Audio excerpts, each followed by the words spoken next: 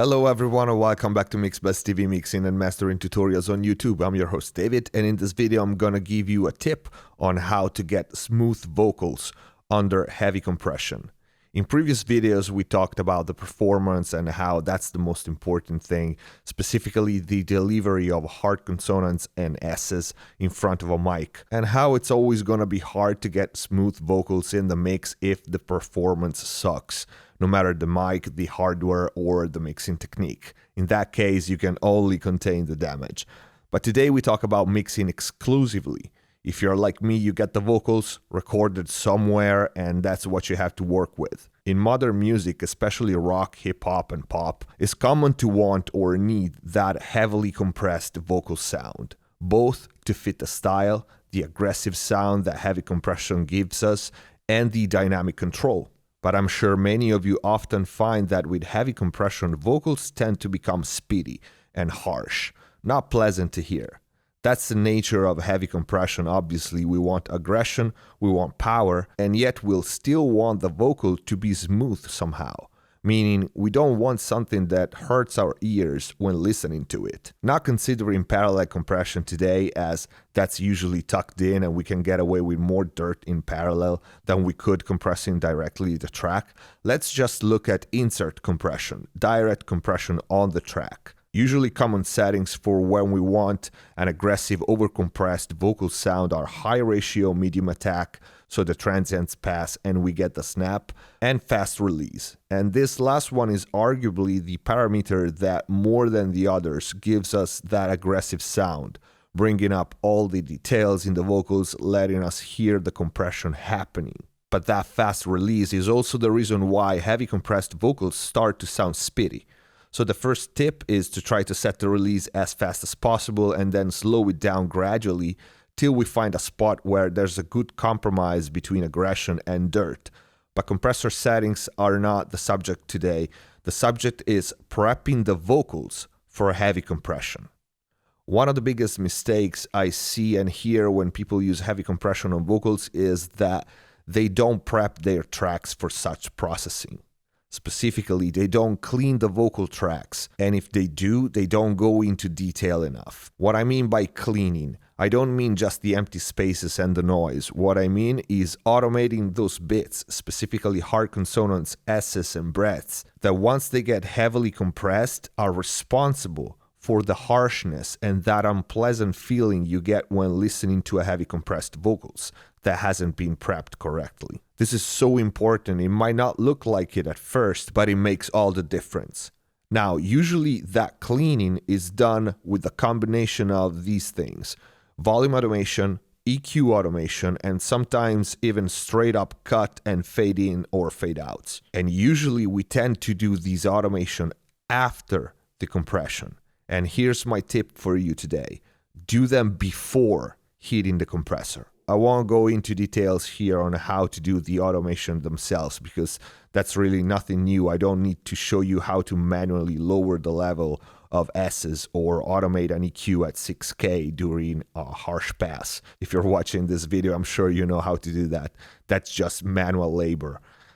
Just make sure you go into detail and automate every bit that needs to be automated. Don't be lazy. What I want to focus on today is the do it before compression, quotes, part. And I know this will sound completely counterintuitive, and it was for me at first as well. But many years ago, I started doing those automation before hitting the compressor by mistake, and I kept doing that way ever since. Let me explain why I do the cleaning and the automation before hitting the compression and why it gives me better results. At first glance, if we think about how a compressor works, you would say compress first and then automate level and EQ after, because heavy compression caused artifacts and harsh bits.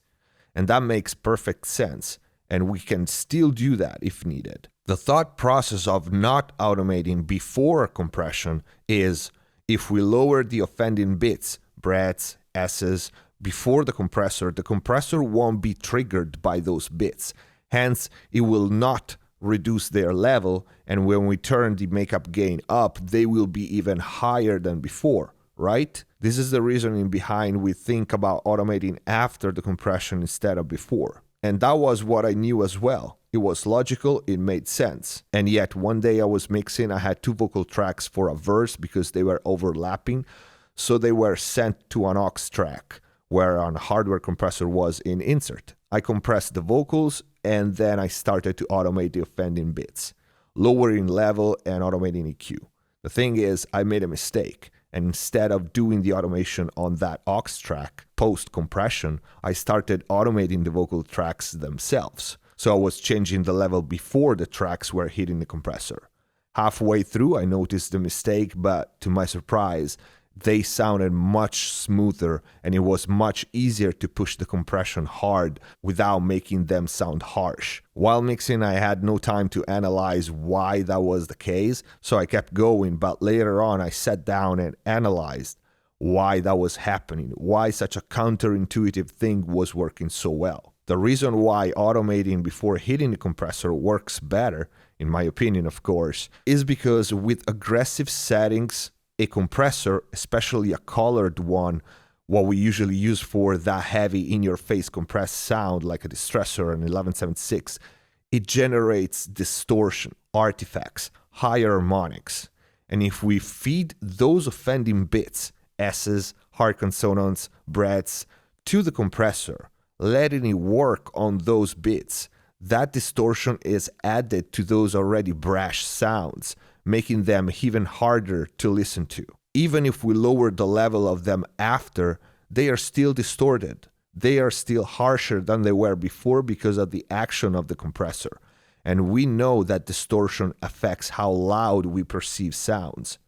For example, if you take a full-blown distorted vocals and put it at the same nominal level of a clean vocal, the distorted one will appear much louder, right?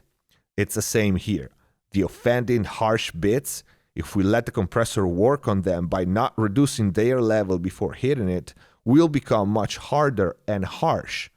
And even if we lower their level later, they will still be annoying, they will still be harsh. Now, automating before and after compression are not mutually exclusive. We can do both. I usually do both.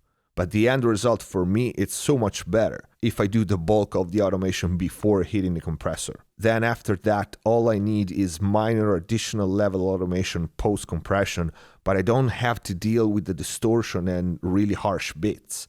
Make sense? I hope so. And like I said, this is my personal workflows, my opinion, something I invite you to try if you never did it before or if you only did the automation after compression and see if it works for you. But regardless, know that the secret to smooth sounding vocals when using aggressive compression is the cleaning, is the detailed work on level automation and EQ automation on every bit if needed. And many people skip the manual work. They don't want to do it. They want the compressor and the static EQ to take care of the whole vocal performance top to bottom, but that's a really, really rare scenario. You need to do the manual work. Anyway, try this. Try to do the automation before hitting your main compressor on vocals and let me know how it goes. Let me know what you think. And if you have any question, leave it in the comment down below as usual.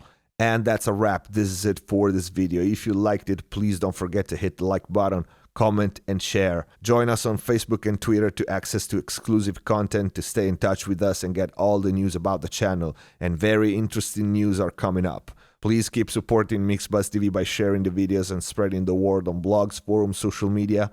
Subscribe if you haven't already, and see you next time.